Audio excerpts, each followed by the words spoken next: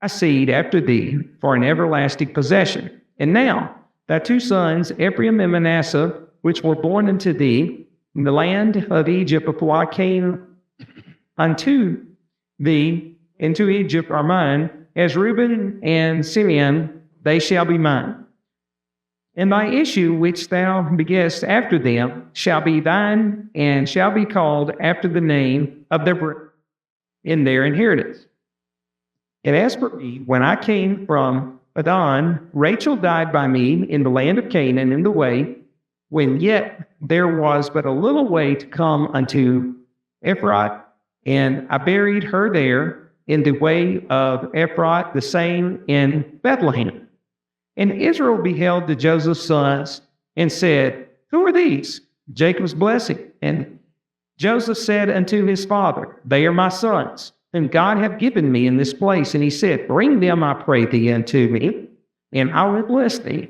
Now the eyes of Israel were dim for age, so they could not see. And he brought them near unto him, and he kissed them and embraced them. And Israel said unto Joseph, I had not thought to see thy face, and lo, God hath shewed me also thy seed. And Joseph brought them out for between his knees, and he bowed himself with his face to the earth. And Joseph took them both, Ephraim in his right hand, toward Israel, and then Manasseh in his left hand toward Israel, his right hand, and brought them near unto him.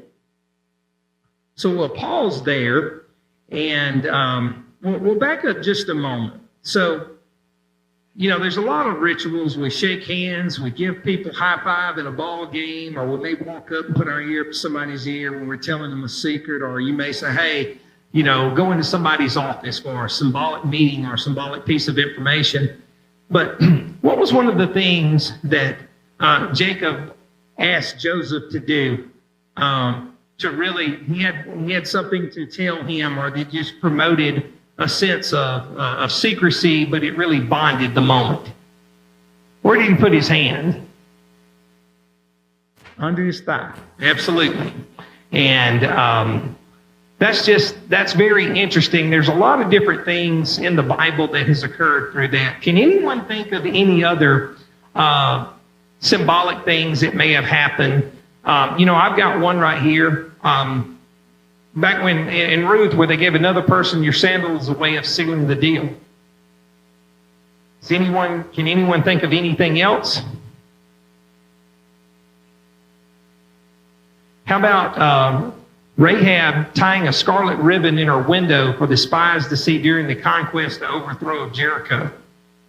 So there's several examples of this process here, but during this, as he put his hand upon his thigh, and before we transition to 28, one of the things that was interesting is Jacob, as he was really having a hard time, you know, just staying alive at that point, it says he pulled himself up and he rested upon the bed.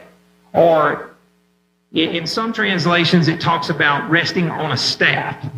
Does anyone remember why Jacob had to use a staff later in his life? Very good. Absolutely. So the wrestling match where he dislocated or pulled his hip tendon, and that's just another interesting point of how there's so many lessons to be learned through Genesis, because you can go from Abraham, you can go to Isaac, you can go to Jacob, and then as we'll learn here shortly, you'll see the blessings that are passed down specifically. And not only is there a certain order that they're specifically given, it's basically, if you'll remember, Jacob had multiple women that bear his children. So there's a chronological order there. One of the things, when we talked about the difference between, in the Bible, it talks about Jacob, and then sometimes he's referred to as Israel. It talks about reckoning. When you talk about Manasseh and Ephraim as mine. So there's a debate about what Jacob was saying instead of, these were Joseph's kids. But Jacob says in here that essentially they're his offspring. So there's a whole different conversation piece there, and it could probably be an entire lesson on just that alone in itself. And as to build off of that point, as he saw Manasseh and Ephraim, as we read, they brought him in, or they brought them in front of him, and he acknowledged them, but one was put on the right hand, one was put on the left hand. So throughout, even traditions now, but throughout the Bible, the oldest son got what normally? The inheritance or preference or more favor within the family. So what happened here is it was almost as if Joseph brought him up where he wanted one son to be on the right side, then another son to be on the left, where Jacob would just come in there and just say, you know what? Okay, here's your blessing first. But Jacob didn't do that. And there's multiple times throughout the Bible, actually it talks about how he crossed his hands when he put his hands on them and gave them favor.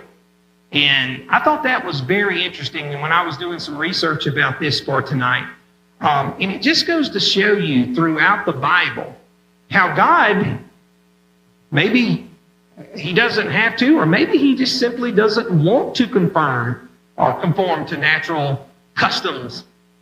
God does it his way, right? And that's just one of those things that I thought was very interesting that really stood out through this particular lesson.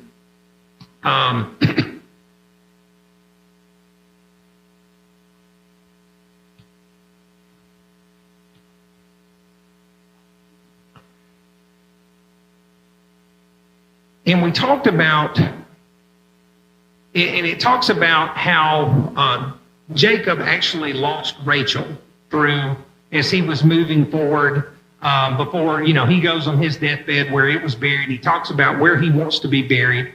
One of the things he says, basically, Joseph wants to bring his son to Jacob for him to bless them, right? And so he knows his death is coming. It's on the way. It's hours or minutes away. And we talked about Manasseh and Ephraim. Does anyone know what Manasseh means? This is bonus points if you get this one right. So its translation is forgetfulness. And then Ephraim means fruitfulness. And therefore Ephraim received the Creator's blessings. So we'll back up just 1 minute. I apologize, I missed last week's lesson, but through this chapter or through the various lessons, if you'll recall, Joseph was the number 2 person, right? He was behind Pharaoh, who Pharaoh was the king. So Joseph was a pretty important person. So he goes and he goes to see Jacob on his deathbed. And in the Bible, it talks about how Joseph actually put his face to the earth, which was really unheard of when you look at his level of power and so many people, so many servants. So that was very interesting. I thought that really shined a spotlight on what of an important event it was.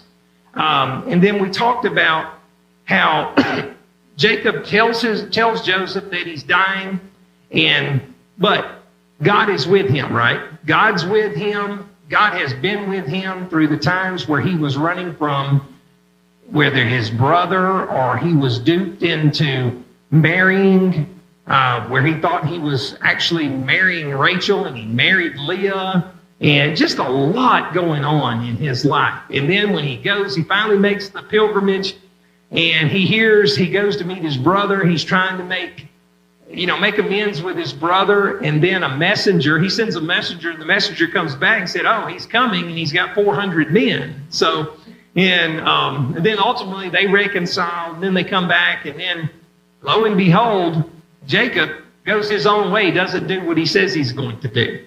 So, but through all that, God was with him, and it was just a situation to where he wanted to make sure everyone really understood that all he has done, all his blessings, not only from what he's done, but his father and his grandfather, it's all in God's will, everything that had happened. So we'll move over to chapter 49. So this is an important part. You've got Jacob, who is literally looking at going ahead and passing his blessings. So in each one of these blessings, to each one of the individuals is the name of a tribe. Okay? So Joseph is the second in command in Egypt. Jacob calls his sons together, and that was his last act. Jacob goes down, and so the first person, and I can imagine this room, you've got several people standing around the deathbed, and you wonder what the chronological order it is. And, it's probably a very formal event because everyone knows this blessing is coming. So the first one was Reuben, okay?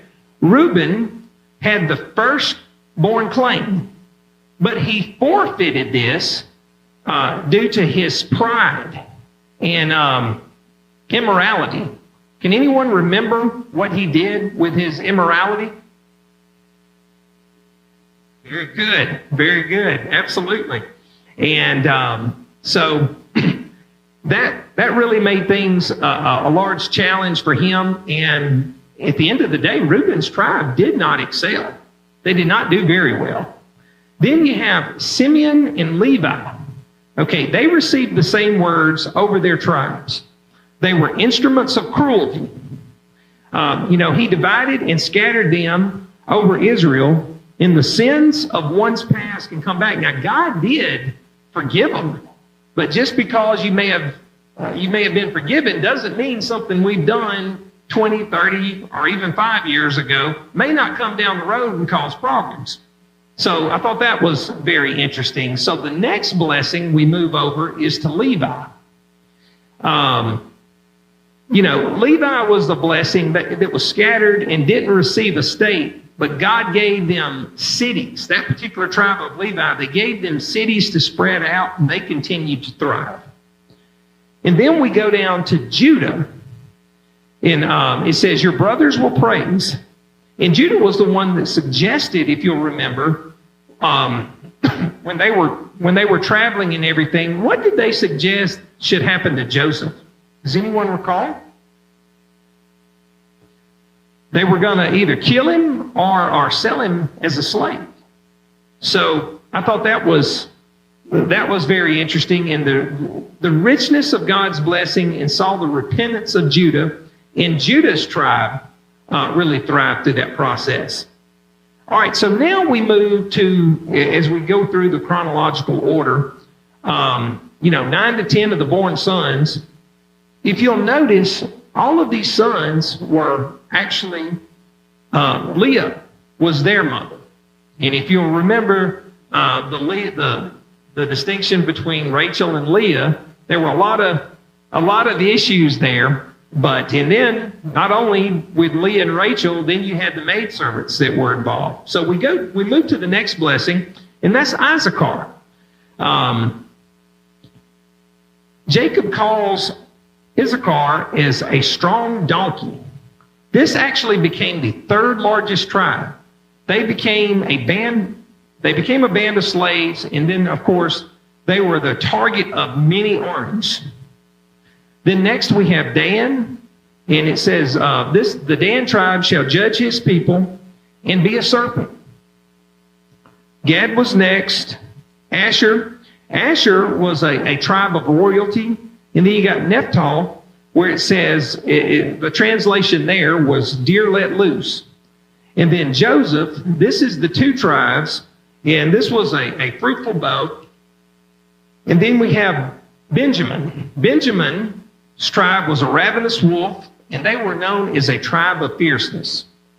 So Jacob concludes the blessing to each of his sons, and Jacob tells them where to bury him and who to bury him with. Can anyone tell me who Jacob asked who to be buried with? This totally surprised me. Anyone want to guess? Leah or Rachel? Absolutely. Leah, I would have said Rachel all day, but and then he wanted to be buried with his fathers. So I'd love to ask if anyone has an opinion, why do you think he wanted to be buried with Leah instead of Rachel?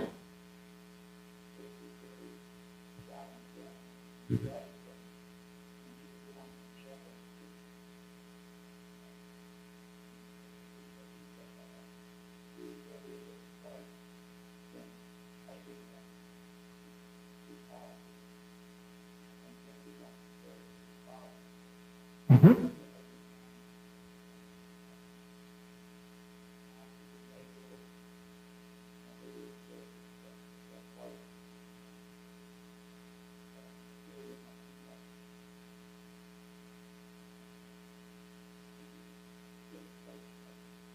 Yeah. Yeah. And when you look at so many of the various tribes out there, some thrived, some did not. And when you look at the breakdown of the translations there, Jacob knew what he was doing. Jacob learned a lot. He sacrificed a lot. And, you know, it's interesting as you see Joshua now moving forward, then Ephraim and Manasseh and so on. I think that's going to be it's something that you could literally read this chapter, this series, time and time again and pick up different information. Does anyone have any thoughts or anything you gathered? And it doesn't have to be just tonight, but the story of Jacob that just really stood out to you.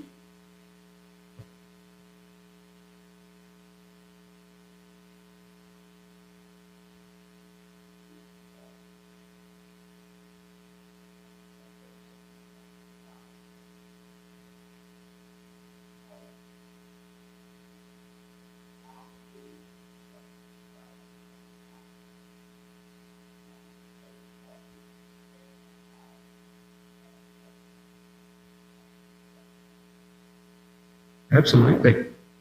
Absolutely.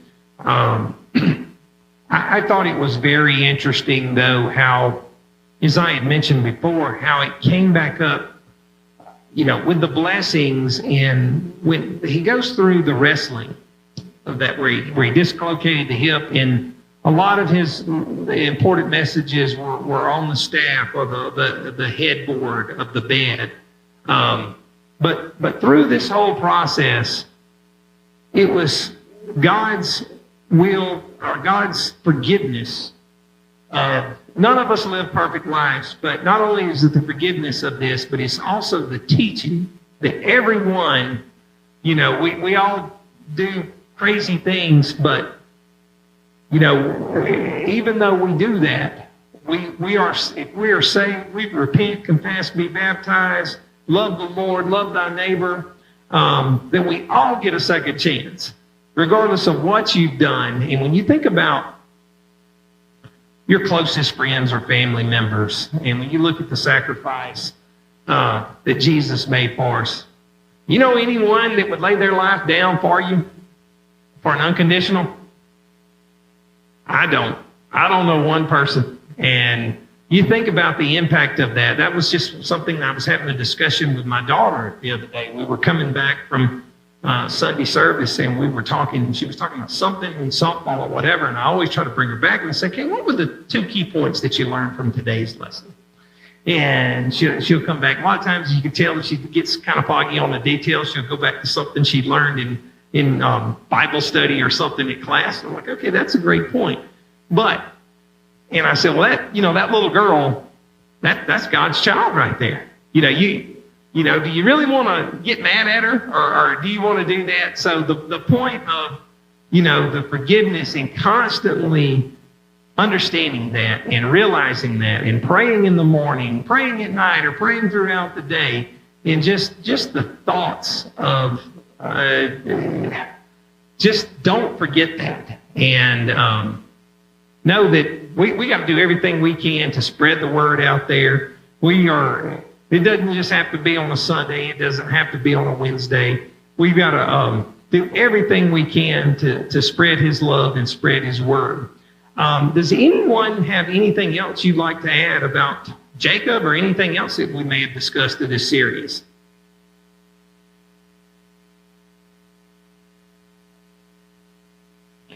Well, I certainly have enjoyed participating in this lesson.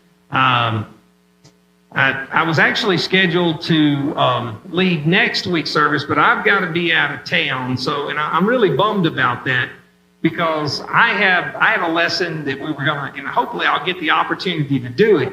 And it's about worrying. So I was already doing my preparation about worrying and some of the biblical text around worrying and things like that. And I think that's something that we can all learn and benefit from, because I know I worry, and that's something that I got to work on. But hopefully I'll get that opportunity here in the next few weeks or so. And I just want to thank you all for your attendance. I'll go ahead at this time and close us out with prayer. Okay.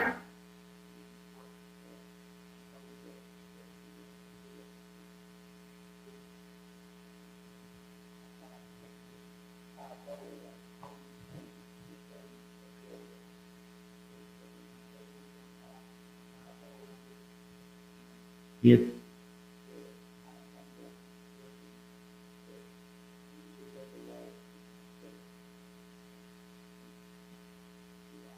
Absolutely.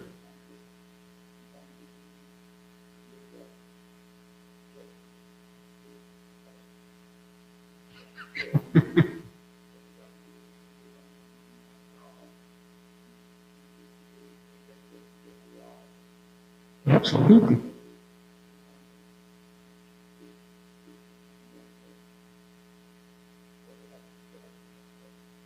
I think that'd be a great idea, because you look at so many different lessons out there, and it seems like every week there's something new. It's a new aha moment, and there's so many of those wrapped in. But I think that would be a really great idea.